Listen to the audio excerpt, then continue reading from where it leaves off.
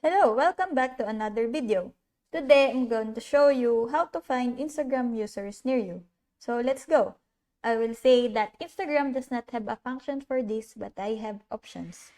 So first, let's go to Instagram app. Let's go down to the bottom of the screen and click the magnifying glass. From here, you're gonna touch the top search bar and you're going to type your place. And then go all the way over to the right and choose places. From here, you're going to choose current location and this will give you all the nearby locations. So I'm going to go ahead and choose one.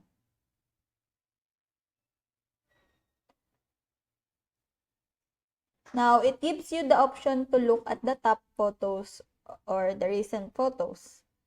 I would choose the recent, and this is how you can see everyone who is recently posted at that location. So that's one way to find users near you.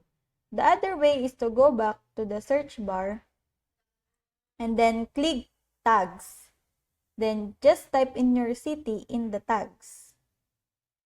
Then it will show you all the photos posted in your city. And that's another way to find people near your location. So I hope this video helped you guys. If you have any comments or questions, please leave them in the comment section below. And if not, don't forget to subscribe and like.